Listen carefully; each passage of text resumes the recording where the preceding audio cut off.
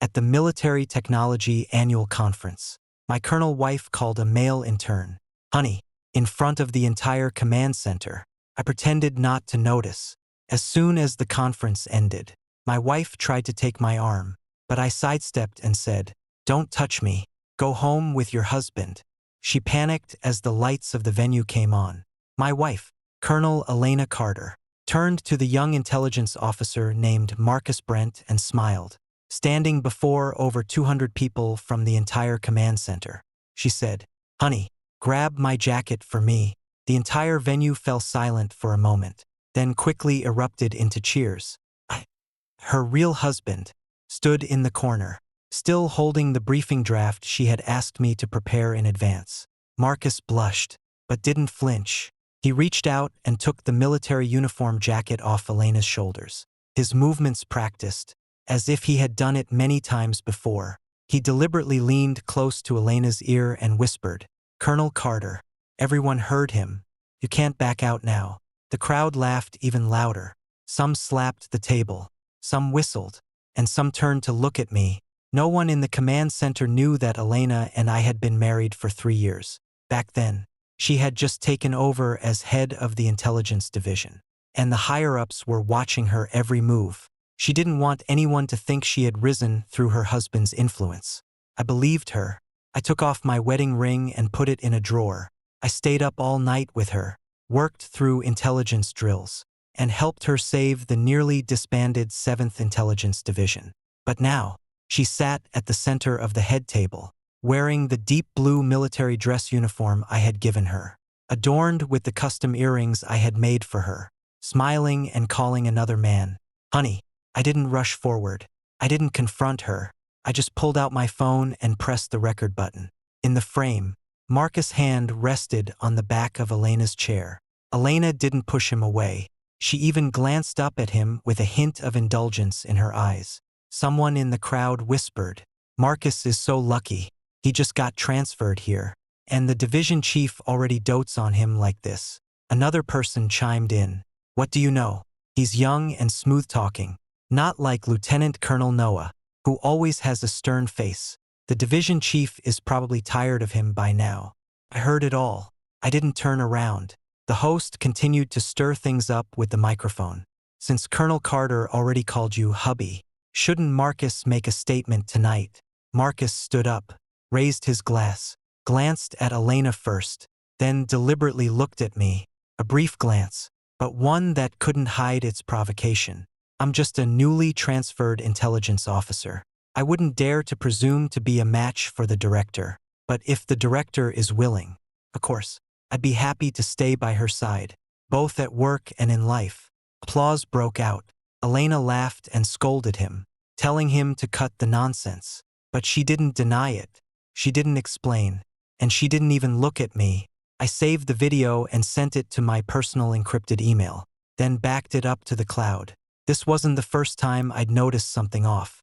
A month ago, right after Marcus was transferred to the intelligence department, Elena assigned him to the Dark Star Intelligence Simulation Project team. 2 weeks ago, I found out he had used temporary permissions to download the project's core plan. 3 days ago, Finance mistakenly sent me an expense report. Marcus had bought a watch worth over $18,000, with the reimbursement note reading, "Gift for external liaison reception." The approver was Elena, and tonight, she had called him hubby. The chain of evidence was finally coming together. After the annual party, Elena had a couple of drinks, her face slightly flushed. Marcus sat beside her the whole time, fending off drinks for her, handing her tissues, and even tidying up the stray strands of her hair. I sat at another table, quietly finishing the last bite of my cold steak. Colleague Zhao Hang came over with a glass, lowering his voice. "Noah, don't take it to heart. The director was probably just joking." I looked up at him. His eyes darted away. I smiled. "You think that was a joke, too?" Zhao Hang didn't dare to answer. I put down my napkin and stood up. On stage, Elena was being toasted by several department heads, with Marcus standing by her side like a dog whose master had just stroked its fur. Seeing me rise, Marcus suddenly raised his voice. "Lieutenant Colonel Noah, Won't you toast the director? Today marks the completion of the Dark Star project. And the director is the real hero. At his words, everyone at the table turned to look. The Dark Star project was an intelligent simulation system I had led my team to build over 9 grueling months. Elena had shown up for 10 minutes at the final signing. But in Marcus' mouth, she was the only hero. I raised my glass. Elena finally looked at me, a flicker of warning in her eyes. She was afraid I wouldn't give her face, afraid I'd call her out in public. I walked to the head table, set the glass down without drinking, and said, "Congratulations, Colonel Carter." Marcus chimed in with a smile. "Lieutenant Colonel Noah, you don't sound too happy." I looked at him, which I have saw that. Marcus' expression stiffened slightly. Elena frowned. "Noah White, everyone's in a good mood today. Don't spoil it." I nodded. "Fine." I turned and walked away. Behind me, someone chuckled quietly. Someone said I was petty. Someone muttered that technical officers just had no social skills. I reached the entrance of the command building. The night breeze blew away the lingering alcohol in my stomach. The driver pulled up in the car, mine and Elena's, registered under her name. But the loan was paid by me, and the driver's salary was also on me. Just as I was about to get in, Elena chased after me in her combat boots, Marcus following behind, still holding her military jacket.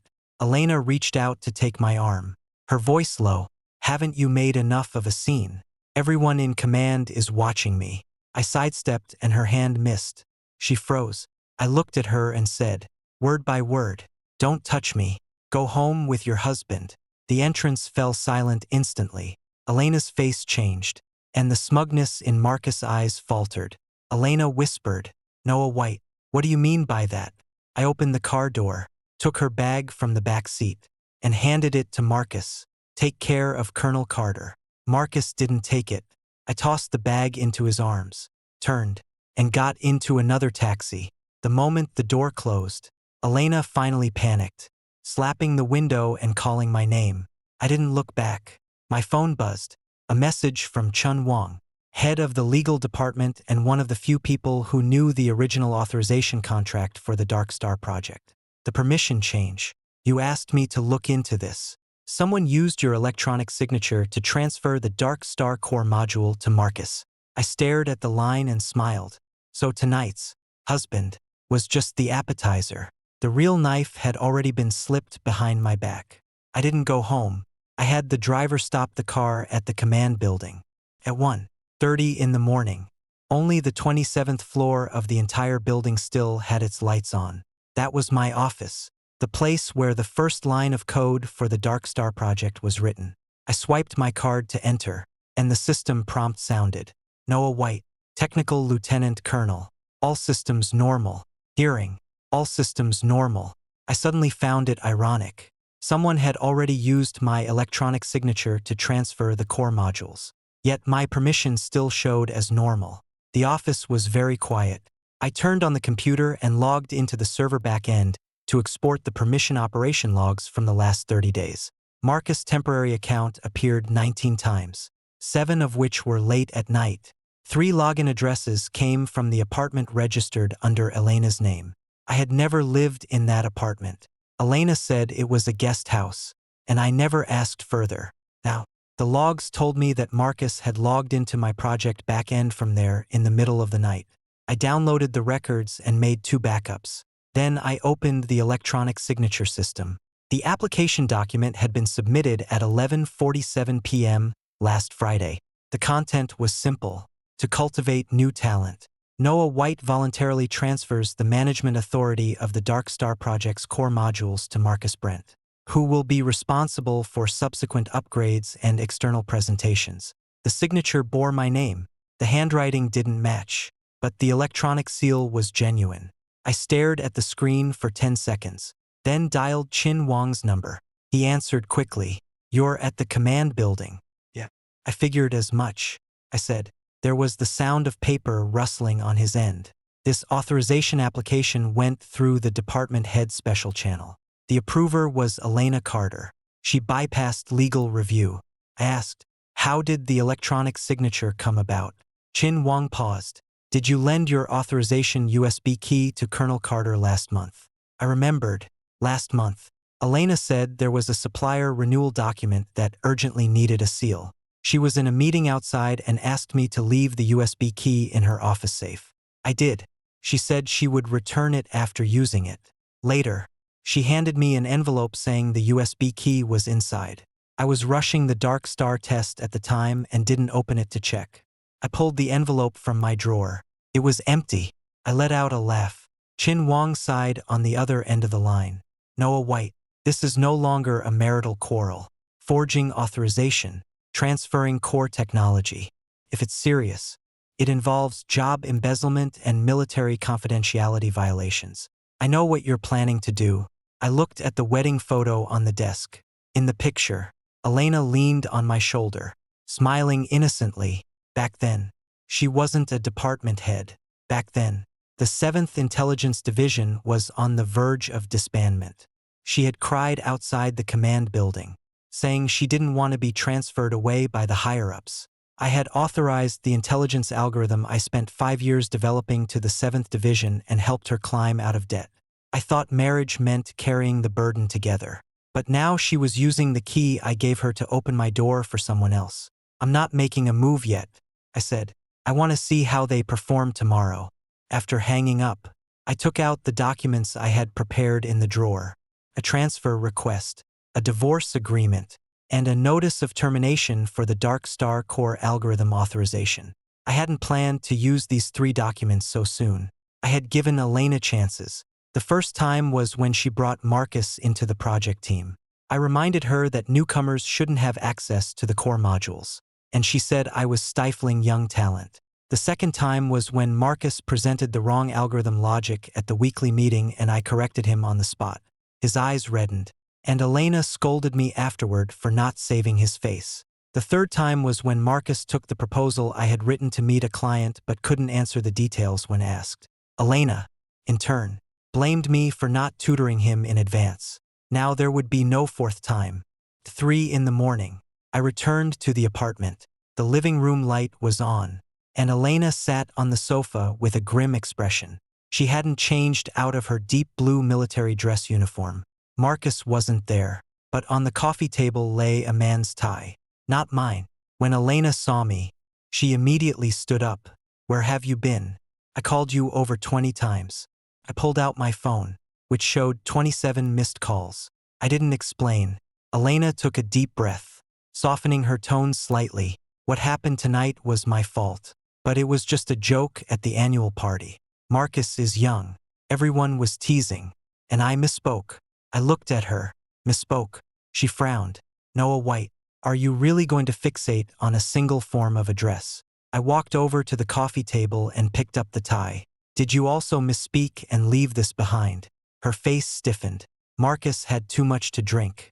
I had the driver bring him up here to rest for a while. Rest long enough to leave his tie in our home. This is his souvenir. Her voice rose. Can you stop being so sarcastic? I tossed the tie back onto the table. I'm not being sarcastic. I'm just confirming. Bringing a command intern back to our wedding home to rest also counts as work necessity. Elena bit her lip.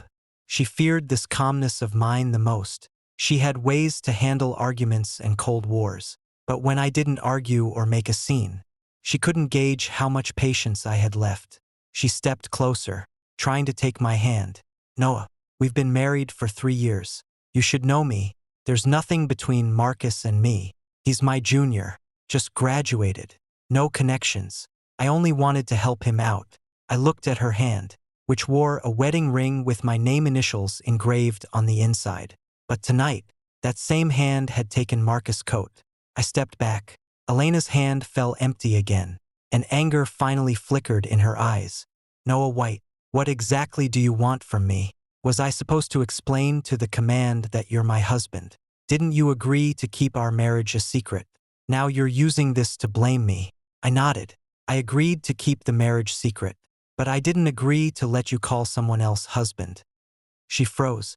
I continued.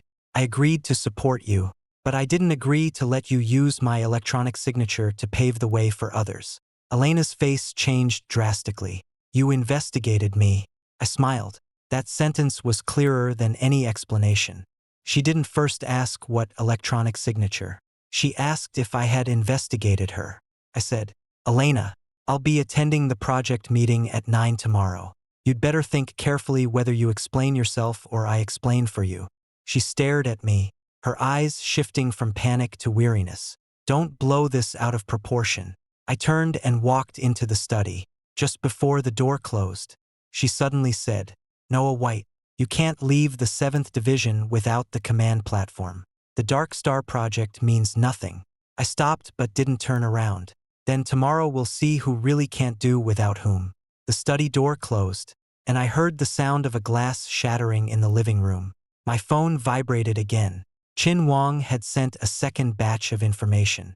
It turned out that Marcus' watch wasn't a client gift. It had been charged to Elena's private supplementary card, with the note reading, "Welcome bonus." Below that was a photo of Marcus wearing the watch, arm around Elena, standing on the apartment balcony with the caption, "Thanks for the gift, darling." At 9 the next morning, the Dark Star Project regular meeting began on time. The conference room was packed. Elena sat at the head of the table with Marcus on her right, the seat that used to be mine. When I walked in, everyone looked up at me. Some were awkward, others watched with amusement. Marcus wore a new military uniform, and on his wrist was that watch worth over $18,000. When he saw me, he deliberately pushed his sleeve up a little. Elena's expression was cold. She didn't ask me to sit, and I didn't ask either. I pulled out a chair at the far end, sat down, and placed my laptop on the table. Elena got straight to the point. "Today's meeting includes a personnel adjustment. Although Marcus has been here for a short time, he learns quickly and has received good client feedback. Starting today, he will serve as the Deputy Executive Director of the Dark Star Project, responsible for subsequent version development and client presentations." Sparse applause filled the room. I didn't move. Olchin, the project manager, looked down at the table, and Amang, the testing lead, had a grim expression. They all knew who had built Dark Star, but no one dared to speak in front of Elena. Marcus stood up, smiling humbly. "Thank you for the trust, Director, and thank you all for your support, especially Lieutenant Colonel Noah. I'll need your guidance going forward." He emphasized the word, guidance. I looked up at him. "Are you sure you want my guidance?" He smiled. "Of course. Although the director said I can handle things independently. I'm still young, and Lieutenant Colonel Noah has more experience." Elena frowned. "Noah White, Marcus is showing you respect." I nodded. "Then let me start with a basic question." Marcus' smile faded slightly. I opened the conference room screen and projected the Dark Star system architecture diagram. The core scheduling model of Dark Star has 3 layers. The first handles real-time intelligence filtering. The second does path prediction. And the third handles resource allocation. Now that you're taking over as Deputy Executive Director, tell me, why can't the threshold rollback mechanism in the second layer run in parallel with the external interface? Marcus' face turned pale, and the room fell silent. He opened his mouth. "I looked at the materials yesterday. It should be because running in parallel would cause data latency." I looked at him. "Wrong." Elena immediately interjected. "Noah White, this is a regular meeting, not an exam." I ignored her. "It wouldn't cause latency. It would cause data contamination. Latency can be solved with caching, but contamination directly leads to resource allocation errors. I wrote about this issue in the project log 3 weeks ago. Since you downloaded the core plan, why don't you even know this?" The color drained from Marcus' face. Elena turned sharply to me. "What do you mean?" I clicked to the next page, and the screen showed the back-end logs. Marcus' temporary account had 19 login records, 7 late-night visits, and 3 from his apartment. Gasps filled the room. Marcus immediately stood up. "Lieutenant Colonel Noah, this is slander. I'm a project member. What's wrong with logging into the system?" I said, "Logging in is fine, and downloading the core plan could be considered learning. But using my electronic signature to apply for permission transfer is not learning." I opened another authorization request, and the document clearly stating I voluntarily transfer my permissions was displayed on the big screen. Everyone saw my electronic signature and also the approver. Elena Carter. Elena's expression finally changed. She lowered her voice. Turn it off first. I looked at her. This is an internal document from the command center. And forging my signature is also an internal process. Marcus panicked. Don't slander me. The electronic signature is real. And the process is real. Maybe Lieutenant Colonel Noah signed it himself and forgot. I looked at him. Whether I forgot or not, the U-Shield usage records will tell. Qin Wang pushed the door open, holding a printed document in his hand. Elena's face darkened. Qin Wang. I didn't ask legal to attend the project meeting. Qin Wang placed the file on the table. Colonel Carter. This already involves authorization disputes. Legal must be present. Marcus clenched his fingers. I flipped the file to the second page.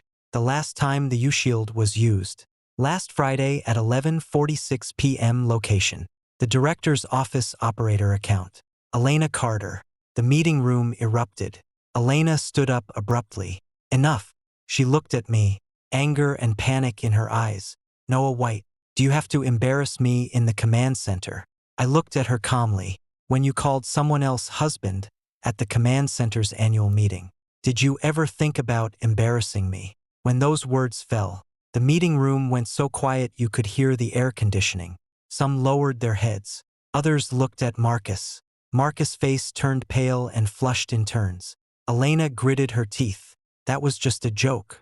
And this forged authorization, was that a joke, too? She couldn't speak.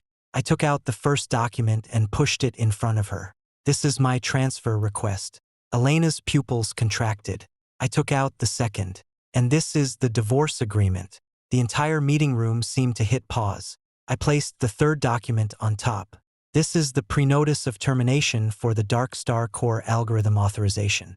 According to the original agreement, if the 7th Intelligence Office transfers, copies, modifies, or authorizes a third party to manage the core module without my written consent, I have the right to terminate the authorization with 30 days' notice. Elena's face turned pale, but Marcus still hadn't caught on. He sneered. Lieutenant Colonel Noah, who are you trying to scare with a transfer? The Dark Star project belongs to the command center, not to you personally. I looked at him. Are you sure? Qin Wang projected a contract onto the screen. It was the technical authorization agreement signed 3 years ago between the 7th Intelligence Office and my personal lab, stating that the core algorithm's ownership belonged to Noah White personally, and the 7th Office only had usage rights. No one in the meeting room spoke anymore. Marcus' lips moved, but no sound came out.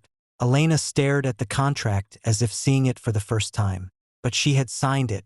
She had signed her name stroke by stroke when she knelt before me, crying and begging me to save the 7th Office. I stood up, packed my computer. Colonel Carter, you have 29 days. I turned and walked out. When I reached the door, the front desk rushed over. Colonel Carter, General Wang from the Joint Command has arrived and says he wants to see the real person in charge of the Dark Star project. Marcus jumped up as if grabbing a lifeline. I'll go greet him, but the front desk looked at me, her voice clear. The general said he only wants to see Lieutenant Colonel Noah White. The Joint Command was the largest partner in the Dark Star project. The contract amount was equivalent to $320 million, accounting for half of the 7th Intelligence Office's budget this year. On the day of signing, Elena stood on stage with the media photographing her and senior officials praising her. Everyone said she was the savior of the 7th Office. But the person who actually worked with the Joint Command's technical team for 7 months was me. General Wang didn't like small talk. When he walked into the meeting room with his technical deputy and procurement director, his first words were, Lieutenant Colonel Noah, I heard you're leaving the 7th Office. Elena immediately stood up with a smile. General, you've misunderstood. It's just an internal position adjustment. Lieutenant Colonel Noah has been a bit emotionally unstable lately. Before I could speak, General Wang frowned. Emotionally unstable. Elena's smile froze. Marcus quickly stepped forward. Hello, General. I'm Marcus Brent, the new Deputy Executive Director of the Dark Star Project. I'll be handling the liaison with your side from now on. He extended his hand. General Wong didn't shake it. He looked at me. Lieutenant Colonel Noah, did you arrange this? I said, no. General Wong's face darkened. Everyone in the meeting room was standing. Marcus' hand hanging in midair. Awkward as a joke. Elena quickly smoothed things over. Marcus is someone I personally mentored. He's young but capable. Noah White will guide him during the transition period. General Wong sneered. Colonel Carter, I bought the Dark Star system, not an intern development plan. These words made Elena's face turn pale. Marcus gritted his teeth and withdrew his hand.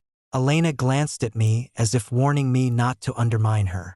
I sat down and opened my laptop. General, today was originally a project meeting. I didn't know you were coming over temporarily. Is there something urgent? General Wong placed a document on the table. Our internal tests found serious issues with the new version you submitted last week. The path prediction module is 37% worse than the original version, and the scheduling results show duplicate assignments. We want to know who made the changes. The meeting room fell silent instantly. I looked at Marcus. Marcus' face changed, and Elena also turned to him. Marcus quickly explained, this is just test environment fluctuation, not necessarily a version issue. The technical deputy behind General Wong connected his computer to the screen and projected several test reports. All the errors were concentrated in the second layer model, the same layer I had asked Marcus about earlier, which he got wrong. General Wong said coldly, our technical team reviewed it. The problem isn't fluctuation. Someone arbitrarily changed the threshold rollback mechanism. Lieutenant Colonel Noah, this isn't your style. I didn't answer.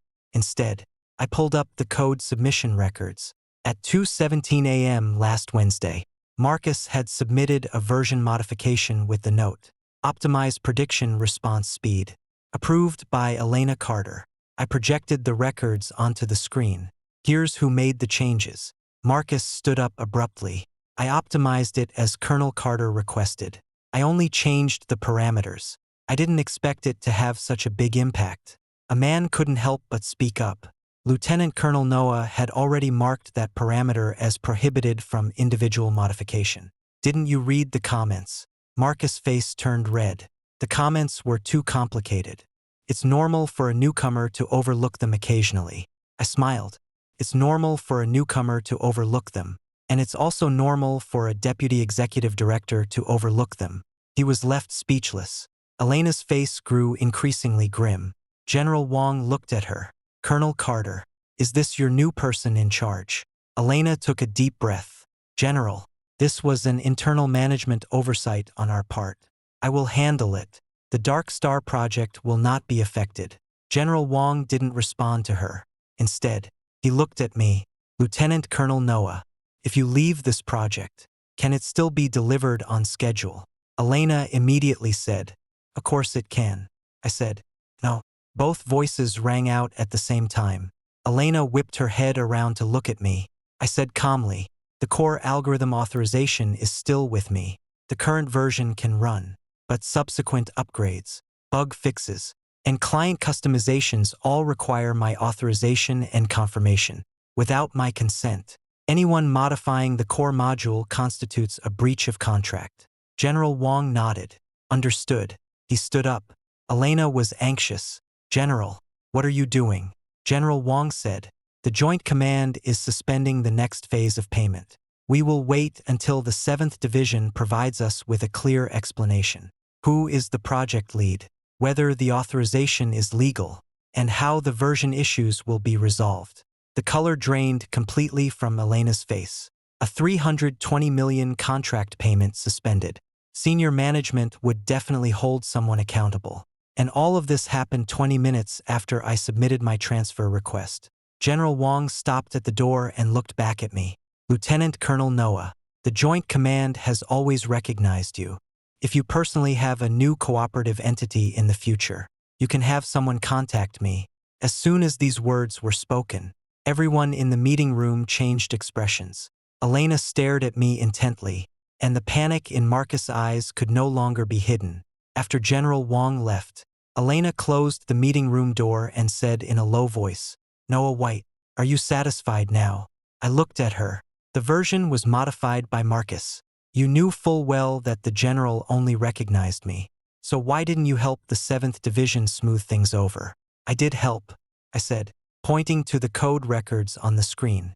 Over 9 months, I helped you cover up all the technical loopholes, shielded you from senior management's doubts, and helped you get through 3 rounds of price cuts by the Joint Command. Now you hand the project over to Marcus. Let him take my plan and modify my code. And when problems arise, you expect me to keep covering up. Elena's eyes reddened, as if she wanted to use that expression to make me back down. But this time, I didn't move. Marcus suddenly spoke up. Lieutenant Colonel Noah, you don't need to bring personal feelings into work. The division chief just wanted to train me, and you're going to destroy the entire project because of a joke last night. I turned to look at him. A joke last night. I opened my phone and pulled up a photo. A screenshot of his social media post. He was wearing the watch Elena had given him, standing on his apartment balcony, with the caption, "Thank you for the gift, dear." I placed the phone on the table. And what about this? Marcus' face turned pale.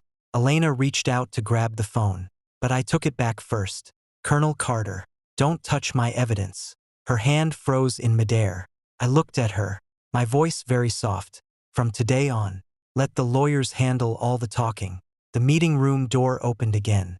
The senior management secretary stood at the door, looking tense. Colonel Carter, the general wants you and Lieutenant Colonel Noah to report to his office immediately. Elena's figure swayed. I knew the first domino had fallen. The general's office was on the 30th floor. General Carter sat behind his desk, his expression even darker than Elena's. He was Elena's father and the earliest investor in the 7th Intelligence Bureau. 3 years ago, when the Bureau was on the verge of disbanding, he refused to continue his support. He said Elena was too young to hold power. It was I who brought out the early prototype of Dark Star and secured the first cooperation order that changed his mind. Since then, he had been outwardly polite to me, but deep down, he had always seen me as a blade raised by the Carter family. Useful, but not allowed to have a temper. When we entered, General Carter slammed a contract onto the desk. Noah White, what exactly do you mean by this? I looked at him. Transfer, divorce, and termination of unauthorized authorization. Elena's face turned pale. General Carter pounded the table. Nonsense, taking out marital quarrels on a project. Do you have any sense of the bigger picture? I smiled. General, if you consider forging electronic signatures as a marital quarrel, then I have nothing to say. General Carter's eyes darkened. Of course he knew how serious the issue was, but he was used to suppressing me. Elena said quietly, "Dad, I'll handle this." General Carter glared at her. Handle it. The Joint Command has suspended payments, and the higher-ups are in an uproar. What are you going to handle it with? Elena bit her lip, turned to me, and lowered her voice. Noah, let's stabilize the project first. Okay, we can talk about the divorce at home. As for Marcus, I'll have him withdraw from the project team. Marcus, standing outside the door, heard this, and his expression instantly changed. I glanced at him. Are you asking him to withdraw now because you realize you were wrong, or because General Wong suspended the payments? Elena's eyes flickered, but she didn't answer. I understood. She wasn't regretting hurting me. She was only regretting that the matter had escalated to the higher-ups. General Carter said coldly, Noah White, don't go too far. Elena has treated you well over the years. The command center gave you the position of technical lieutenant colonel, a high salary, and project subsidies. And now you're biting the hand that feeds you. I placed my phone on the table and opened a transfer record. When you say treated well, General, do you mean that half of my 3-year salary was funneled back to the 7th Division? Or that the licensing fees for my personal lab have been delayed indefinitely? General Carter's face stiffened. I opened a second document. This is the licensing fee the 7th Division owes my lab. $26 million in total. Colonel Carter said the budget was tight, so I never pressed for it. Elena lowered her head. I continued. This is Marcus reimbursement records for 3 months, totaling $48,000, including watches, apartment furnishings, private driver, and custom suits. All approved by Elena Carter. General Carter turned sharply to his daughter. Have you lost your mind? Elena's face turned pale. Dad, I just wanted him to look presentable for clients. I said, which client needed him to log into the core system from your apartment at dawn? General Carter's gaze turned ice cold. A slight noise came from outside the door, and Marcus turned to leave. I spoke. Marcus. He stopped. I turned to look at him. Come in. Elena instinctively said, Noah, don't make a scene. I ignored her. Marcus walked in, forcing calm. Lieutenant Colonel Noah, don't keep bringing up the apartment as if there's something between the director and me. That day, I was just helping her organize files, and it was too late, so I used her network. I nodded. Then explain why you used her personal computer to log into my project backend. Marcus' face stiffened. I opened the third piece of evidence. The apartment network login records. Device name, Marcus MacBook. Login time, 1:32 a.m. Accessed files. Dark Star Core Module parameter descriptions. Joint Command customized pricing models. Project authorization application templates. Marcus' fingers clenched. Elena stared at the screen, finally realizing I wasn't just holding emotional evidence. I had a chain that could nail them all. Marcus panicked. I was just learning. The director told me to grow quickly, and I wanted to prove my ability. I said, so you forged my authorization. Marcus immediately pointed at Elena. The U-Shield was given to me by the director. I didn't know it was yours. The office fell dead silent. Elena turned sharply to him. Marcus realized he had slipped up, and his face went white instantly. I said nothing, but General Carter understood. He looked at his daughter, his voice terrifyingly low. Did you really give him the U-Shield? Elena's lips trembled. I just wanted him to get familiar with the process early. I didn't think he would. I let out a laugh. She was trying to cut ties now, but it was too late. I picked up the transfer request on the table. General, I'm not here to negotiate today. I'm here to inform you. In 30 days, the Dark Star Core authorization will automatically terminate. If the 7th Division wants to continue using it, you can resign the contract. General Carter stared at me. What are your conditions? First, dismiss Marcus and conduct a public investigation into the forged authorization. Second, pay the overdue licensing fees owed to my lab. Third, Elena Carter will no longer participate in the Dark Star project. Fourth, the divorce agreement between Elena and me will be settled based on actual contributions to premarital and marital assets. Elena looked up sharply. Noah White, you're going all out. I looked at her. When you brought Marcus into our marital home, did you think that wasn't going all out? Her eyes reddened. He and I really didn't go that far. I said, that's your problem. Not a reason for me to keep enduring. Marcus suddenly dropped to his knees. Director, I was wrong. I just wanted to prove myself too badly. I had no ill intentions, and I never meant to take Noah's position. I looked at him. That's not what you said last night. I played the recording. After the annual party, Marcus' voice came through clearly from the hallway as he spoke to a colleague. What is Noah White anyway? The director will hand Dark Star over to me. Sooner or later. He's just an old technician who doesn't understand people. The director's been tired of him for a long time. The recording ended. Marcus knelt on the floor, his face as pale as a corpse. Elena closed her eyes. General Carter picked up the phone, his voice cold and hard. Notify HR to suspend all of Marcus' permissions. Notify audit to review all reimbursements and system access records from the past 3 months. Marcus jerked his head up. Director. Elena didn't look at him. In that moment, she finally understood. Marcus wasn't her husband, nor was he her future. He was just a pawn she used to provoke me and prove her independence. When a pawn gets into trouble, it's the first to be discarded. I turned and left the office. Elena chased after me, grabbing my sleeve at the elevator. Noah, I really know I was wrong. I looked down at her hand. Let go. She didn't. Her voice trembled. I was just so tired. Everyone says the 7th Division relies on you, that I'm just a figurehead as director. I didn't want to live in your shadow anymore. Marcus admired me. I cut her off. So you called him husband. Her fingers loosened. The elevator doors opened, and I stepped inside just before they closed. She said tearfully, "You never used to treat me like this." I looked at her. "You never used to hand someone a knife to stab me with." The elevator doors shut. My phone buzzed with an email. Chin Wong had sent preliminary audit results. Marcus hadn't just downloaded the Dark Star plan. He had also sent materials to a competitive intelligence agency. My eyes turned cold. So this betrayal wasn't just about marriage. They had nearly sold off my last trump card. The 7th Division had originally scheduled a launch event for Dark Star 2. A big spectacle. Elena had been preparing for 3 months. Media, clients, investors, and senior management were all invited. Marcus was supposed to give the core presentation, using this event to officially transition from intern to project lead. Elena also planned to use it to prove that Dark Star didn't rely solely on me. But after the audit began, all of Marcus' permissions were frozen. He panicked, and so did Elena. The night before the launch, she came to my office. I was packing up my last batch of personal files.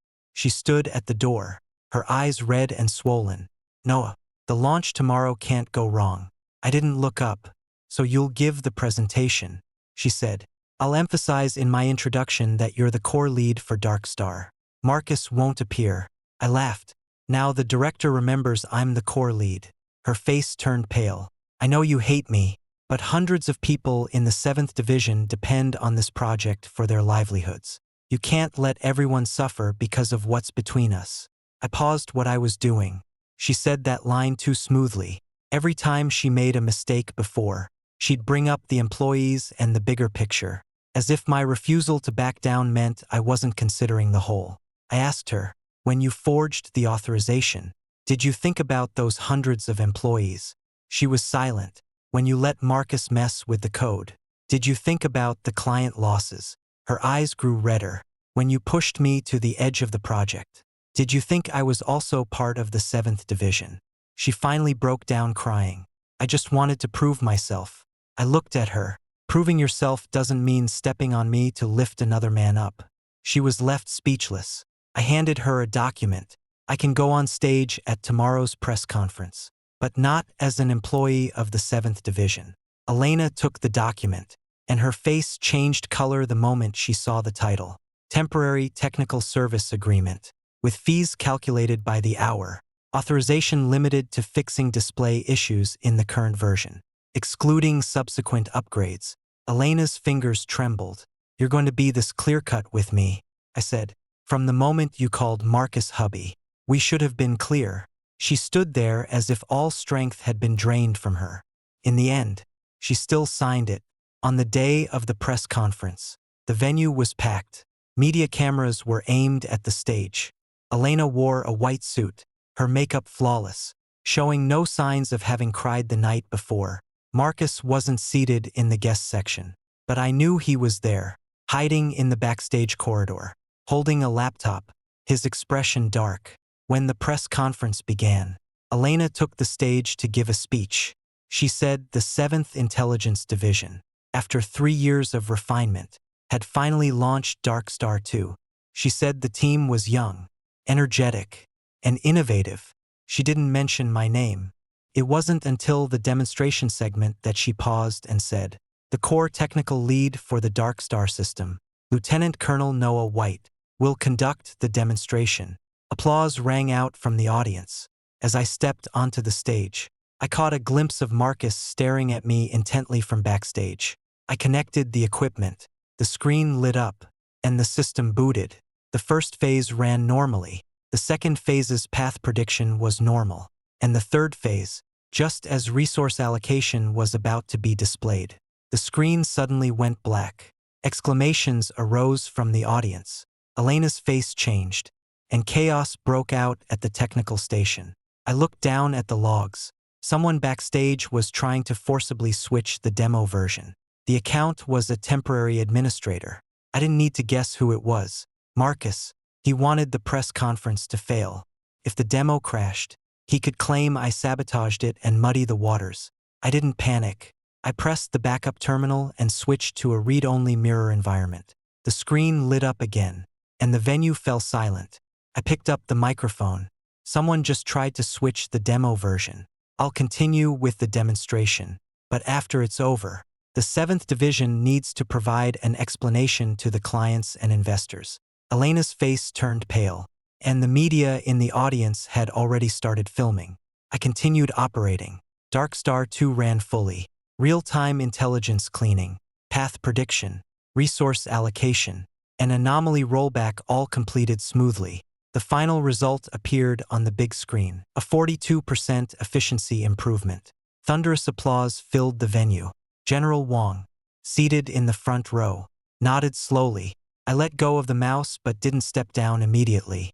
Elena looked at me, a flicker of pleading in her eyes. She wanted me to keep quiet, at least not here, but I had already given her too many chances to save face. I pulled up the back-end logs, and the record of the abnormal operation was projected onto the big screen. A temporary admin account created by Marcus Brent, approved by Elena Carter, created 2 hours before the press conference. The audience erupted in murmurs. Elena shot to her feet. I turned to her. Colonel Carter, how do you explain this account? The media lenses swung toward her. Her lips turned pale. Why did this backup account attempt to switch to the wrong version? She had no answer. I clicked to the second page. Marcus records of sending materials to a competitive intelligence agency's email in the early hours also appeared on the screen. File names: Dark Star Gen 2 Demo Flow, Core Parameter Explanation, Joint Command Custom Plan Excerpt. The crowd below was in complete uproar. General Wang stood up, his face ashen. Colonel Carter, your internal management has severely compromised client information security. The Joint Command demands an immediate breach review. Elena sued. I looked at everyone in the audience. I personally reiterate that Marcus Brent has never received my authorization for the core algorithm of Dark Star. Any actions to display, modify, or transfer it in his name are unrelated to me. Elena's eyes reddened. Marcus was still struggling as the security guards brought him out from backstage. He shouted, "The director made me do it. She said Noah White was in the way. She said if I performed well, I'd get the lieutenant colonel position." All cameras were on him. Elena closed her eyes. The dignity she had fought hardest to preserve shattered completely. In that moment, I walked off the stage. As I passed her, she whispered, "Noah White, don't go." I didn't stop. She reached out to grab me, but I sidestepped, just like that night outside the hotel. Her hand missed again. Some in the audience recognized the move and recalled how she had called Marcus husband that night. Low murmurs surged from all directions. I left the venue. Qin Wang stood at the door, handing me a new document. High-level emergency meeting at 3 p.m. Colonel Carter requests your attendance. I took the file, which read, Accountability Motion Regarding Major Management Negligence by Elena Carter, Director of the 7th Intelligence Division. I closed the file. The second round of reckoning had begun. The day after the press conference incident, the 7th Division trended on social media. The headlines were harsh. Director promotes young intelligence officer. Core project nearly leaked. Internal strife at 7th Division press conference. Real person in charge of Dark Star project revealed. Elena's photo was plastered on the news cover. Her in a white suit, her face pale, with Marcus' abnormal operation record on the big screen behind her. Marcus also went viral. People dug up his education, his resume, and that screenshot of his post. Thanks for the gift, dear. The comments were brutal, but I didn't bother to read them. I sat in the law firm, organizing the divorce evidence item by item. The lawyer, a senior named Ling from university, glanced at me and said, "This isn't just a regular divorce. It's a combination of marital property gift recovery, defamation, commercial licensing breach, and potential criminal risks all tied together." I asked, "How much can I recover?" Lawyer Ling replied, "For Marcus, watches, apartment furnishings, driver expenses, personal reimbursements. If we can prove their link to marital betrayal and improper benefit transfers, we can claim restitution from Elena. The focus is on joint assets and your personal licensing revenue." I nodded. "Then go all in." Lawyer Ling smiled. "No mercy at all." I looked out the window. Last night, Elena had sent me over 30 messages, ranging from explanations to apologies to reminiscing about the past to accusing me of being cold-blooded. The last one came at 4 a.m. Noah. I really didn't want to lose you. I didn't reply. Losing someone is never a single moment. It was the first time she let Marcus sit in my seat. The first time she said I didn't give young people a chance. The first time she handed over my U-shield.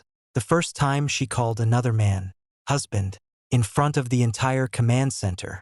She only realized people would leave when piece after piece had been cut away. This wasn't, I didn't want to lose you. It was, I thought you wouldn't leave. At 3 p.m., an emergency high-level meeting was convened. When I arrived, the atmosphere in the conference room was heavy. General Carter sat at the head of the table, his face dark as thunder. Elena sat to his right, her eyes slightly swollen. Marcus was absent. He had been suspended and handed over to legal and audit investigations. But I knew things wouldn't go so smoothly. Sure enough, as soon as the meeting began, Gao Ming, deputy director of the administrative office, stood up. I believe the priority now is to stabilize public opinion and reassure clients, not to escalate internal conflicts. Lieutenant Colonel Noah, though the core technical lead, publicly exposed internal issues at today's press conference, causing significant losses to the 7th Division. Elena remained silent, but the look she gave me carried a hint of expectation. She thought that, by having someone shift the blame onto me, I would back down. I looked at Gao Ming. Are you saying that Marcus leaking secrets isn't important, but my exposing it is the problem? Gao Ming's expression turned awkward. That's not what I mean. I'm saying this could have been handled internally. I nodded. Then let me ask you, were the abnormal accounts at the press conference site attempting to switch to the wrong version? A Mang from the tech department immediately replied, yes. If the switch had succeeded, would the Dark Star system have failed during the demonstration? Yes. And if the demonstration failed, would the Joint Command have directly triggered a breach of contract? A Mang glanced at Elena before answering. Yes. I turned back to Gao Ming.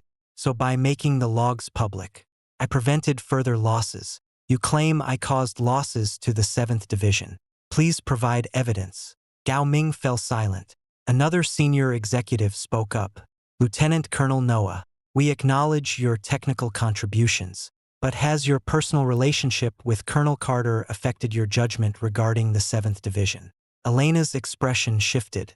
She hadn't expected the executives to directly bring up personal relationships. I pulled out a copy of our marriage certificate and placed it on the table. Elena Carter and I have been married for 3 years. I am formally informing the leadership of this today. A stir rippled through the conference room. General Carter closed his eyes. He had known all along, but the others hadn't. I continued. The marriage was Elena's idea, to avoid any perception that she relied on her husband to advance her career. I respected that. So for 3 years, I never interfered in the 7th Division's management as her husband. But now she has used her authority as division head to redirect my personal authorization, project results, and technical permissions to a young intelligence officer with whom she has an ambiguous relationship. This is no longer a private matter. Elena's tears fell. Marcus and I never had a real relationship. I looked at her. So calling him honey, buying him a watch, letting him stay in your apartment, giving him the deputy director position, all of that was charity. Her face turned pale. General Carter barked. Enough. I didn't stop. I projected the transfer records, reimbursement approvals, apartment access logs, permission requests, and the abnormal accounts from the press conference, page by page, each one like a slap to Elena's face and to everyone who had once sided with Marcus. Finally, I played an audio clip, a recording from the press conference's backstage surveillance. Marcus' lowered voice said, "As long as Noah White fails the demonstration today, the division head will have no choice but to use me. She won't let anything happen to me." Another voice asked, "Aren't you afraid she'll actually hand you over?" Marcus laughed. "When she calls me honey, she's a lot gentler than she is with Noah White." The conference room fell into a terrifying silence. Elena's tears stopped, as if she was seeing Marcus clearly for the first time. I turned off the audio. This is the person you cultivated. Elena's lips trembled violently. I didn't know he would be like this, I said. You didn't know because you only wanted to hear him tell you how great you were. You didn't want to hear me warn you about the risks. Her face was ashen. At the end of the meeting, the senior leadership made 3 decisions. First, suspend Elena Carter's full management authority over the Dark Star project. Second, establish a special audit team to investigate the Marcus incident and related approval responsibilities. Third, appoint me as the independent technical lead for the Dark Star project, renegotiating the authorization with the 7th Division under my personal lab's name. After hearing the results, Elena looked completely drained. As the meeting adjourned, she chased me to the elevator entrance. Noah, let's talk. I pressed the elevator button. She blocked me. Are you really going to divorce me? I looked at her. Didn't you already find yourself a new husband? Tears suddenly streamed down her face. That was an angry remark. A joke. I lost my mind. The elevator doors opened, and I stepped inside. She reached out to block the door.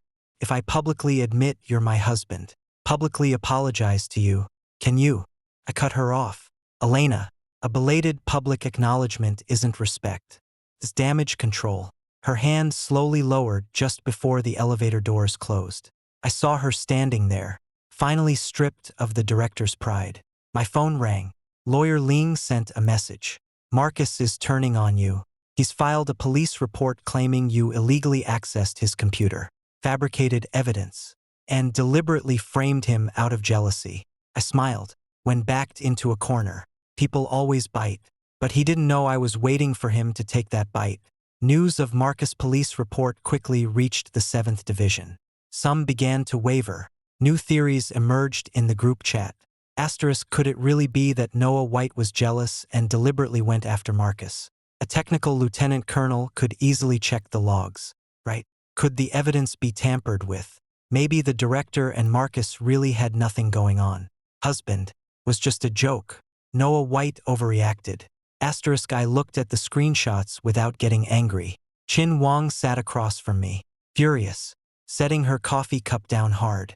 Are these people forgetting that Marcus leak records are right in front of them? I said. They haven't forgotten.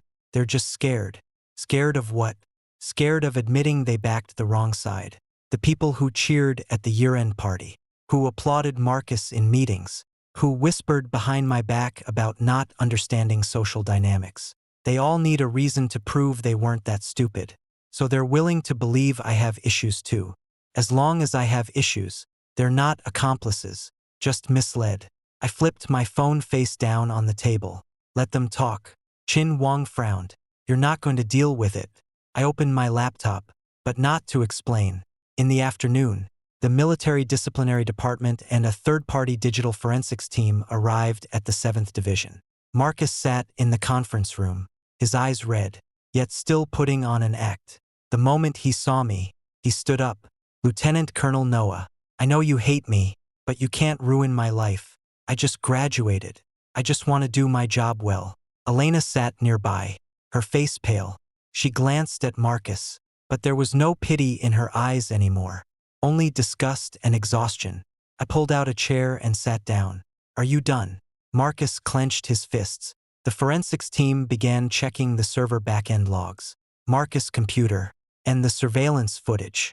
Marcus had clearly prepared. His computer was spotless, chat records deleted, emails wiped, and he had even preemptively formatted a hard drive partition. He looked at me, a hint of smugness returning to his eyes. Lieutenant Colonel Noah, you say I leaked information. Then please provide the original evidence. Screenshots and recordings can be forged. I nodded. Fair point. Elena looked at me, seeming a bit tense. She was afraid my chain of evidence would break and that this might backfire on her. I handed a USB drive to the forensics team. Marcus sneered. Another one of your own USB drives. Who knows where the stuff inside came from? I ignored him when the forensics team opened it. It wasn't screenshots. It was the hash verification records of the server's original audit logs. Every operation, when it occurred, was simultaneously synced to a third-party security platform. The platform provider wasn't the 7th Division. It was a security audit company designated by the Joint Command. In other words, even if Marcus wiped his own computer, he couldn't alter the external evidence. His face gradually turned pale. I then produced a second piece of evidence. Surveillance footage from the apartment elevator showing Marcus entering at 1:16 a.m. and leaving at 3:04 a.m. carrying a laptop bag. The third piece was the device connection log from the apartment's network operator. The fourth was the receipt confirmation from the Competitive Intelligence Agency's email server. The fifth was a complete recording of Marcus attempting to switch the presentation demo version using the backup admin account that Elena had approved. No one spoke in the conference room. Marcus' lips began to tremble. He looked at Elena. "Director, say something for me. Those accounts were given to me by you, and the apartment was your idea. You said you would protect me." Elena's head snapped up. "When did I ever tell you to leak information?" Marcus said urgently. "You said that if I secured Dark Star, no one would ever dare say you relied on Noah White. You said Noah White was too domineering, suffocating you. You said you needed a technical lead who would completely listen to you." The last trace of color drained from Elena's face. I watched her calmly. I wasn't surprised by this. She didn't betray me because she loved Marcus. She betrayed me because she needed someone who worshipped her, depended on her, and wouldn't point out her mistakes. Marcus gave her that illusion, and she bet her marriage, her projects, and the company on it. The forensics team continued their work. Marcus suddenly pointed at me. "But Noah White isn't a good person either. He was planning to revoke my authorization long ago. He just wanted to force the director to submit. He never cared about the 7th Division." I said, "I did care." I looked at Elena. "But caring doesn't give you the right to steal from me." Elena's eyes reddened. She opened her mouth, but nothing came out.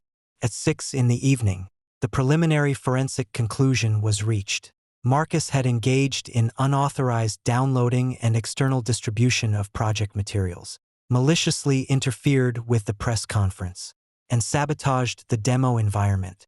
The issue of forged electronic signatures required further investigation to determine the respective responsibilities of Elena and Marcus. But one thing was clear: the evidence I provided had not been tampered with. The anonymous group chat fell completely silent. Half an hour later, the HR department issued an announcement. Marcus Brent was officially dismissed, and the 7th Division reserved the right to pursue legal action. Elena Carter was suspended from her position as director, pending a high-level review. Zhao Heng sent me a message. "Brother Noah, I'm sorry. I shouldn't have laughed at the annual meeting that day." I replied with 3 words. "Got it. Not forgiveness, just acknowledgement." That evening, I went home to pack my things. Elena was already waiting for me in the living room.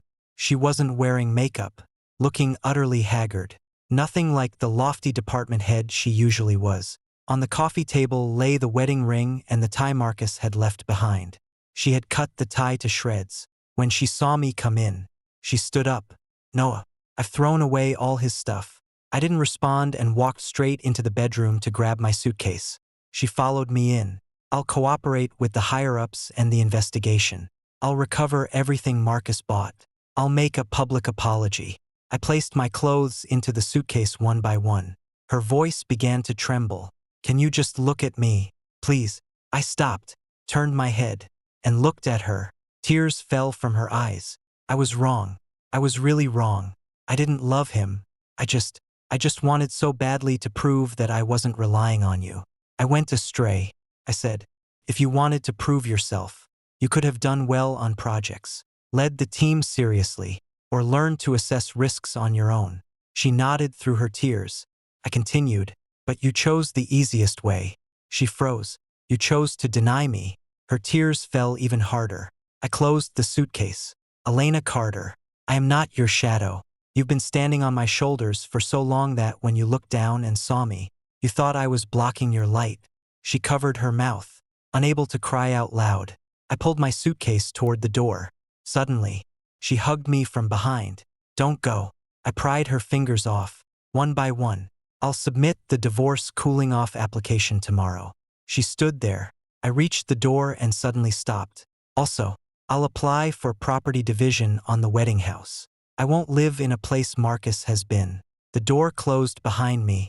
Elena called my name. This time I didn't look back as my car drove out of the neighborhood. Lawyer Lean called. Noah White. Marcus has confessed another thing. Elena was planning to remove you from your technical lieutenant position at next week's high-level meeting and have him take over. I watched the streetlights receding outside the window, so they had already divided up my position. Then I'll show them what they tried to take from me was something I gave them in the first place. On Monday, the 7th Division held an official high-level meeting. This time it wasn't a temporary accountability session, but a decision on Elena's fate. 2 rows of security guards stood at the meeting room entrance, and the media was blocked downstairs. Employees went about their work as usual on the surface, but everyone was waiting for the result. When I arrived, Elena was already seated inside. She wore a dark gray suit, her face expressionless. In just a few days, she had visibly lost weight. General Carter sat at the head of the table, flanked by external executives and audit representatives. Marcus was also there under guard, seated at the far end. His face was ashen, with dark circles under his eyes, and when he saw me, there was still venom in his gaze. The meeting began. The audit team first reported.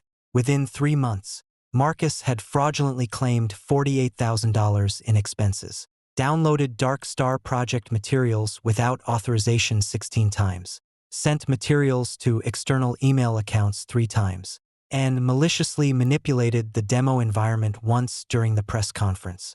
In the process of forging electronic signatures, Elena provided the U-key. Marcus filled out the application, and Elena overstepped her authority to approve. Every detail was crystal clear. As Elena listened, her fingers kept gripping her pen, leaving a deep scratch on the paper. When it was her turn to speak, she stood up. I admit to mismanagement, and I also admit to making a wrong judgment regarding Marcus. I am willing to bear the corresponding responsibility. A senior executive sneered. Just a wrong judgment. Elena's face turned pale. The senior executive continued. You brought personal emotions into project management, supported an intelligence contact to access core modules, bypassed legal approval, caused the client to suspend payments, and the press conference to spiral out of control. You call that a wrong judgment? Elena lowered her head. I accept the department's disciplinary action. She offered no further defense.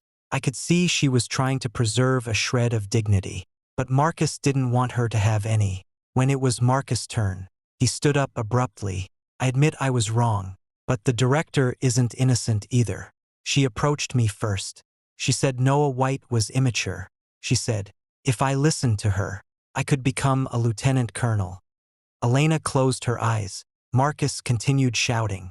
She gave me a watch, the keys to her apartment, and made me act intimate with her at the annual party. She said she wanted Noah White to know that the 7th Division didn't need him. Everyone looked at Elena. Her face was ashen white. I wasn't surprised. People like him are sweet-tongued when things go their way, but the first to bite their master when the wind turns. General Carter roared. Shut up. Marcus' eyes were red. Why should I shut up now that something's gone wrong? You Carters want to throw me out alone. I just got transferred here. I didn't steal the U-Shield. I didn't approve the permissions. And I didn't move into that apartment myself. Elena finally looked up, staring at Marcus, her voice very soft. So you admit that at the annual party, you deliberately cooperated with me to provoke Noah White. Marcus was stunned. Elena smiled, a bitter smile. And you also admit that you knew Noah White and I were married. The meeting room fell silent again. I raised my eyes slightly. Marcus' face changed. He had been too hasty and forgotten this point. If he hadn't known I was Elena's husband, he could have played innocent. But he did know. Knowing that and still publicly accepting the title of husband, moving into the marital home, and provoking me, that changed everything. Elena pulled out a recording. A conversation between her and Marcus. Marcus had said, Director, Lieutenant Colonel Noah looks at me so scarily. Does he misunderstand us? Elena had said, he won't make a scene. Marcus had chuckled softly. What if I really want him to misunderstand? Elena had been silent for a few seconds. then said, "Don't go too far." The recording ended there. Elena looked at me. This is the only recording I kept. After that day, I should have immediately removed him from the project team. But I didn't. Tears fell from her eyes, but she didn't wipe them away. Noah White, I'm sorry. Everyone looked at me. I didn't respond. If apologies were useful, there would be no need for evidence. I opened my laptop. Since everyone has spoken, let me add some material. The screen lit up. It was the personnel adjustment plan Elena had originally prepared to submit for next week. Revoke Noah White's position as Technical Lieutenant Colonel. Appoint Marcus Brent as the technical lead for the Dark Star project. Transfer Noah White to a technical advisor role. No longer involved in project decision-making or approvals. The notes read, reduce reliance on individual technical expertise. Cultivate a young management echelon. Signed by Elena Carter. When Elena saw this document, her face turned ashen. This was the truth. She hadn't just made a mistake. She had truly been ready to push me out. In the conference room, General Carter was so angry that his hands trembled. An external senior executive stood up directly. I proposed to remove Elena Carter from her position as director of the 7th Intelligence Division. She can retain her status as a senior intelligence officer, but will no longer be involved in daily operations. Another senior executive nodded in agreement. General Carter was silent for a long time and finally raised his hand. In agreement, Elena sat in place as if she hadn't heard. The director position she had managed for 3 years was taken away just like that. But I felt no satisfaction, only a calm sense of finality. After the vote, the senior executives passed a second motion, resigning the Dark Star Technology licensing agreement with my personal laboratory. With fees calculated at market prices, the project leader would be appointed by me, the technical team would be managed by me, and the 7th Division was not authorized to change the core module manager without permission. I didn't sign immediately. General Carter looked at me. What other conditions do you have? I said, public statement. The statement should clarify the ownership of the core technology of the Dark Star project. Explain Marcus violations. And state that I never voluntarily transferred authority. General Carter frowned. This will make the 7th Division look bad. I looked at him. General, it looks bad because you did bad things, not because I'm asking for the truth to be told. General Carter's face turned pale, but in the end, he nodded. After the meeting, Marcus was taken away. As he passed by me, he suddenly stopped. Noah White, so what if you won? Elena has already rejected you. You're just a poor cuckold. The security guard restrained him. I looked at him and suddenly smiled. You're wrong. He froze. I'm the one who rejected her. The malice in his eyes flared, then stiffened. Elena stood not far away, hearing these words, and tears suddenly rolled down her face. I didn't look at her. I packed up my computer and walked out of the conference room. Downstairs in the lobby, the employees quieted down as they saw me come out. Before, they looked at me as a tech commander who didn't fit in. But now they looked at me like someone who had finally stepped out of the shadows. Zhao Hang stood among the crowd and whispered, Brother Noah. I nodded and kept walking. At the entrance of the 7th Division, General Wang's assistant was waiting for me. Mr. Noah, the general would like to discuss an independent collaboration with you. I took the business card. Behind me came the sound of leather shoes. Elena caught up. Noah. I stopped. She stood a few steps away. Her voice choked. Can we really not go back? I looked at her. Elena Carter. The night you called him honey. We couldn't go back. Her face turned pale. I turned and got into the car. The door closed, and she stood there, growing smaller and smaller in the distance. This time, she finally didn't chase after me. After the divorce cooling-off period began, Elena sent me messages every day. Have you eaten? In the morning, an old photo. At noon, a long apology. At night, another plea. I didn't reply to a single one. Lawyer Ling said she was cooperating with the asset liquidation now, but she was still stalling on the divorce itself. I said she couldn't stall forever. He nodded. We have enough evidence. Her substantial gifts to Marcus during the marriage can be claimed back. The forged authorization and dereliction of duty will also affect the property division negotiations. I signed the documents. Follow the procedure. Divorce doesn't need emotions. It needs a checklist. Real estate, vehicles, deposits, equity, licensing fees, marital debts, reclaimed gifts, item by item. I used to think marriage was a home. Now I realize that when someone starts to betray, marriage first turns into a ledger. Who gave how much? Who took how much? Who pretended not to see? It's all recorded. On the 10th day of the cooling-off period, Elena asked to meet me. The location was the cafe where we first discussed the Dark Star project.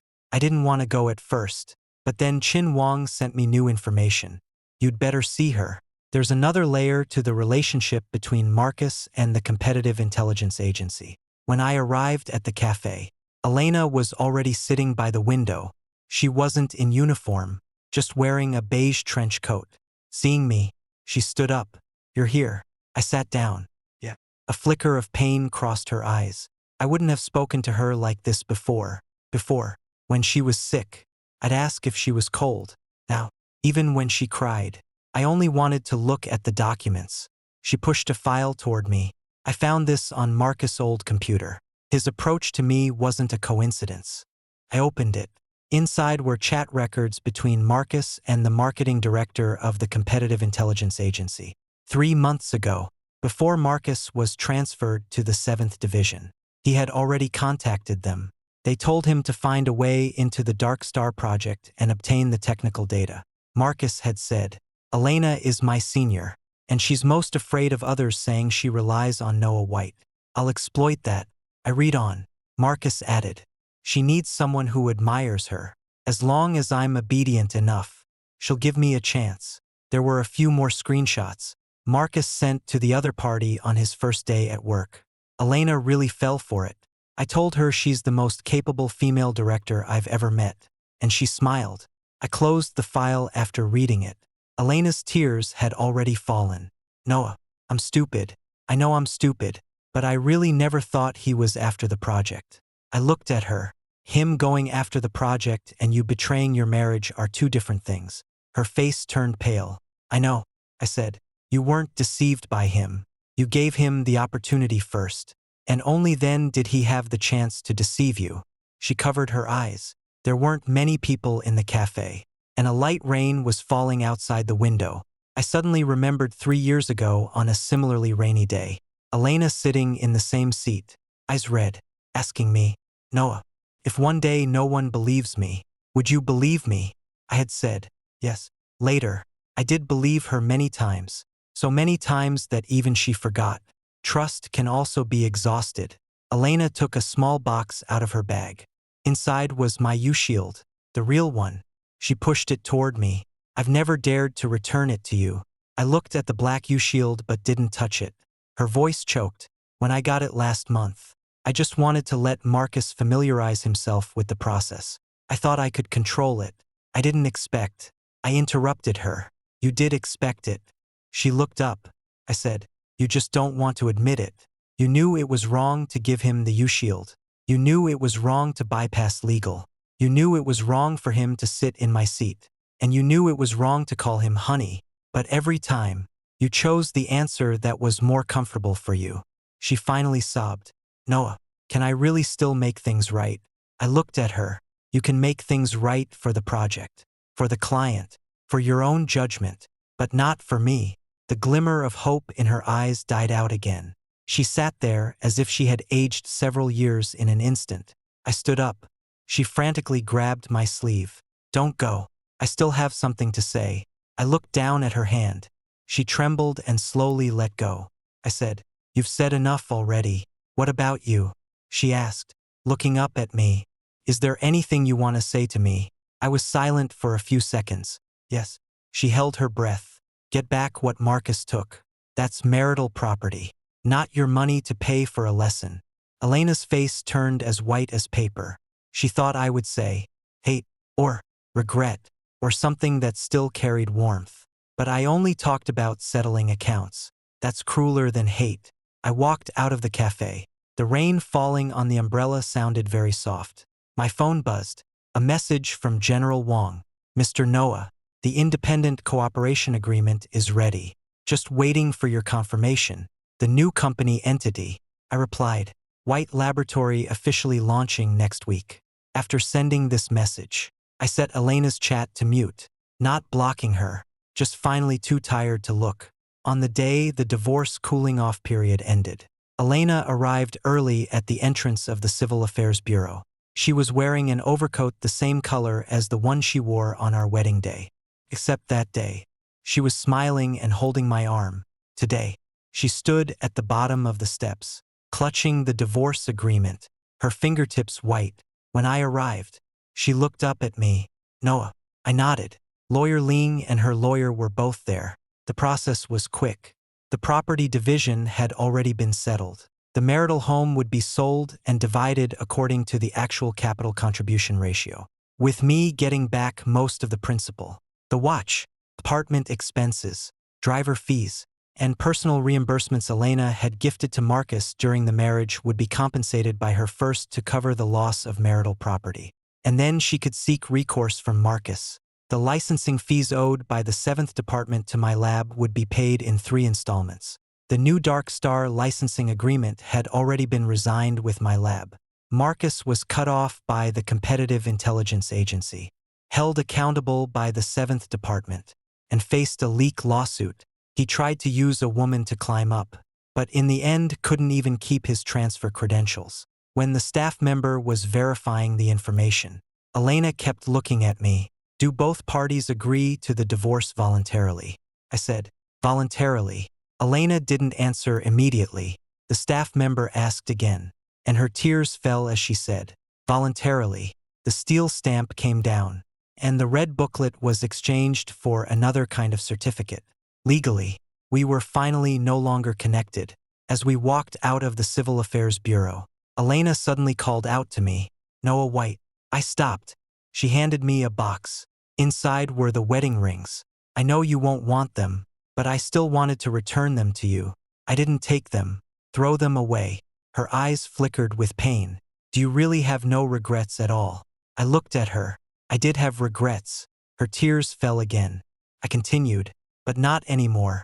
Nearby, a young couple who had just gotten their marriage certificate passed by. The girl laughing as she held up the red booklet for a photo. Elena watched them as if seeing herself from 3 years ago. She suddenly said, if I hadn't called him hubby at that year-end party, would we not have ended up like this? I shook my head. No. She froze. Not that night. What really pushed us to this point was every time before that when you chose to ignore the boundaries. She lowered her head, crying so hard her shoulders trembled. I didn't offer a tissue, didn't comfort her, didn't say, take care. I turned and walked toward the roadside. General Wang's car was already waiting there. This afternoon, White Labs and the Joint Command officially signed an independent cooperation agreement. The Dark Star 2nd Generation would be split into a new version, independently serving the Joint Command and other clients. I was no longer the silent technical lieutenant colonel of the 7th Division, nor the invisible husband behind Elena. The car door opened, and just as I was about to get in, hurried footsteps came from behind.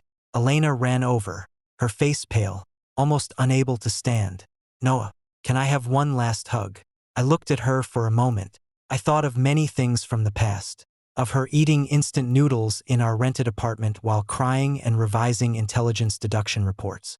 Of her throwing herself into my arms excitedly when she signed her first client. Of her saying on the day we got our marriage certificate, from now on, you are my backbone. But later, she turned that backbone into a constraint, took companionship for granted, and saw my concessions as a guarantee that I would never leave. I stepped back. Don't touch me. She was stunned. I looked at her and finished the belated farewell. Go find your hubby. The color drained completely from her face. Those words had circled back to us from the entrance of that hotel that night. Only this time, she no longer had the right to panic and explain. I got into the car. The car started. In the rearview mirror, she stood at the entrance of the Civil Affairs Bureau, the wedding ring box falling to the ground, the lid opening, and 2 rings rolling out. No one picked them up. 3 in the afternoon. In the Joint Command Conference Room, General Wang signed the contract with me personally. The contract amount was 20% higher than the original version from the 7th Division. Because this time the client wasn't just buying the system. They were also getting clear technical ownership, a stable point of contact, and a complete authorization boundary. After signing, General Wang raised his teacup. "Mr. Noah, congratulations on starting anew." I clinked my cup with his. "It's not starting anew." He looked at me. I said, "It's taking back what was originally mine." After the meeting, I received an announcement from the 7th Division. Elena Carter officially stepped down as director, retaining only the position of senior intelligence officer, with a new director appointed from an external professional manager. At the end of the announcement, the 7th Division publicly acknowledged that the core technology of Dark Star belonged to White Labs and apologized to clients and partners for previous management errors. After this announcement was made, many former colleagues sent me messages. Some apologized, some congratulated me, and some tentatively asked if they could join my lab. I only replied to a few who truly got things done: Amang, Ulchin, and 2 engineers who had always held the line.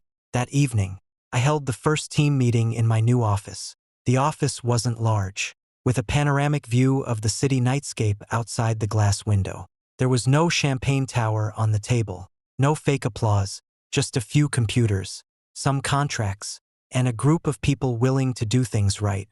At the end of the meeting, Amang asked me, "Brother Noah, what should we call our new project?" I thought for a moment. "Dawn." She smiled. "That's nice." I looked out the window, the city lights shining calmly. It was nice, not because anyone regretted anything, but because I no longer had to prove I deserved respect. I always had. 6 months later, the Dawn system officially launched. The first batch of trial data from the Joint Command came in. Efficiency was 51% higher than the old version of Dark Star. Industry media came to interview us on their own initiative. And this time, the cameras only captured me and my team. No one stood in the spotlight taking credit for others' work. No one pretended to sacrifice behind the scenes. A reporter asked me, "Mr. Noah, you've been through a major collaboration fallout before. Do you regret going independent now?" I thought for a moment. No regrets. The reporter was a bit surprised. I said, "Adults make choices and accept the consequences. That's true for collaboration, and it's true for marriage." After the interview aired, Elena sent me a message. "I saw the interview. You're doing well now." I didn't reply. She sent another. "The 7th Division has stabilized recently. 2. Marcus' case is almost settled. He'll have to pay compensation and will have a criminal record. The Competitive Intelligence Agency has been blacklisted by the Joint Command, and that marketing director has been taken in for investigation." I still didn't respond. After a while, she sent one last message. "Noah, I finally understand. You weren't holding me down before. You were holding me up." I looked at those words, feeling nothing inside. Understanding too late is just a summary, not compensation. I turned off my phone and continued reviewing the new version report submitted by the team. Life began to simplify. Mornings at the lab, lunch with the team, and occasional evenings at my parents' house. My parents had never known that Elena and I were married. After learning about the divorce, my mom was silent for a long time, then just said, "It's good to have you back." My dad was more direct. He ladled me a bowl of soup. In life, it's not falling that matters. It's falling at someone else's feet and not getting up. I smiled. "I'm already up." Later, Zhao Hang invited me to a meal. He raised his glass. His face flushed red. "Brother Noah, I was really out of line before that night at the annual party. I knew you were hurting, but I still told you not to take it to heart. The truth is, I was afraid of offending the director." I said, "You don't need to explain yourself to me." He gave a bitter smile. "I know you won't forgive me." I looked at him. "I don't hate you." He was stunned. "I just won't trust you with important work in the future." That hurt him more than any scolding. Between adults, sometimes you don't need to fall out. You just need to cross someone off your list of trusted people. The day Marcus' verdict came down, Qin Wang sent me the news link. He was ordered to pay compensation and bear criminal liability for issues related to trade secret infringement and forgery. That watch worth over $18,000 was recovered and auctioned off. And the costs for the apartment were also included in the recovery. He cried in court, saying he was just used by Elena. The judge asked him, "So you admit that, knowing the other party was married, you still used an ambiguous relationship to gain project access?" He fell silent. Elena also attended the trial. The media captured her standing outside the courthouse, pale-faced, without an assistant or a driver. The once celebrated department head had now learned to face the mess alone. I didn't go. There was no need. My battlefield was long over. The next time I saw Elena was at an industry forum. I was on stage as the head of the Dawn system, giving a speech. She sat in the third row, thinner than before and much calmer. After the speech, many people crowded around to exchange business cards. She stood outside the crowd, not approaching. When the crowd thinned out, she walked over. "Noah White." I looked at her. "Something on your mind?" She smiled bitterly. "No, I just wanted to say to you in person, congratulations. Thank you." She looked at me, her eyes still tinged with red.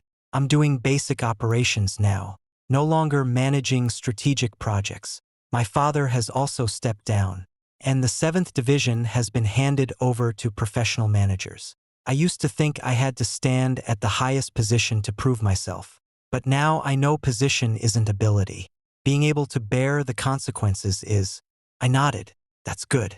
She seemed to want to say more, but finally just asked, "Will you ever get married again?" I looked at her without answering. She smiled self-deprecatingly. "Sorry, I shouldn't have asked." I said, "Elena, move forward." Her eyes suddenly reddened. That sentence was very calm. No hatred, no love, no entanglement. She finally understood. She nodded. "Okay." She turned and left. This time, she didn't look back, and neither did I. After the forum ended, General Wong invited me to a dinner, but I declined. I returned to the lab and found the team still working overtime, munching on steamed buns while debugging the system, with old Chun and a new engineer arguing over a piece of logic. When they saw me, they called me over to check the test results. I took off my suit jacket and sat down at the computer. On the screen, the new version of the Dawn system produced a set of beautiful data. Amang excitedly slapped the table. "Brother Noah, this one's solid." I looked at the stable running prompt and suddenly smiled.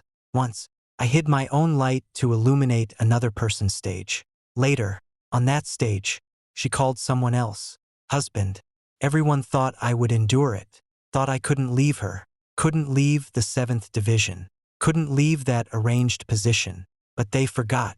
I wrote the system, I built the project, and I paved the path step by step. I could lift a nearly disbanded intelligence division back up, and I could also pull myself out of a rotten marriage. At 11 p.m., the lab lights were still on. I stood by the window overlooking the entire city. My phone vibrated again. An unfamiliar number. The text was short. "Noah White, this is Marcus. After I got out, I had nothing left. Elena ruined me, and you ruined me too." I read it and deleted it immediately. People always like to call their own greed being ruined. He wasn't ruined by me. He was ruined by every stroke of luck he took, every provocation he made, every time he reached for something that wasn't his. A moment later, Elena also sent a message. "He might harass you. Be careful. I've already filed a police report." This time, I replied with just 2 words. "Received." She didn't send anything for a long time. After 10 minutes, she replied, "Thank you for still being willing to respond." I didn't look at it again. The next morning, I exported all the old photos of her from my phone, saved them to a hard drive, and sealed them in an archive box. It wasn't that I couldn't bear to delete them. I just acknowledged that those years had existed. Acknowledgement isn't turning back, and sealing them away isn't nostalgia. It's giving the past a clear boundary. A month after the Dawn system went live, we landed our second major client. The team held a celebration dinner. No champagne towers, no ambiguous jokes. As everyone raised their glasses, Amang shouted, "To Dawn." I raised my glass, and they clinked together with a crisp sound. At that moment, I suddenly remembered that night half a year ago at the hotel entrance. Elena reaching out to take my arm and I sidestepping, saying, "Don't touch me. Go home with your husband." That sentence was the first cut I gave her and also the first path to survival I gave myself. Looking back now, what I'm most grateful for isn't that I beat Marcus, or that I got the project back, or even that Elena regretted it. What I'm most grateful for is that night I didn't pretend not to hear. I didn't keep enduring, and I didn't trade my dignity for an explanation from a betrayer. After the dinner ended, I walked out of the restaurant alone. The night breeze was a bit chilly, so I draped my jacket over my arm and slowly made my way to the parking lot. The city lights fell on the road like a clean new path.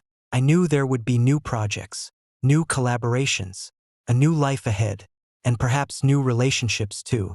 But I would no longer hide my name for anyone, no longer swallow others' humiliation for the sake of the so-called bigger picture, and no longer let someone who called another person husband reach out and touch my hand.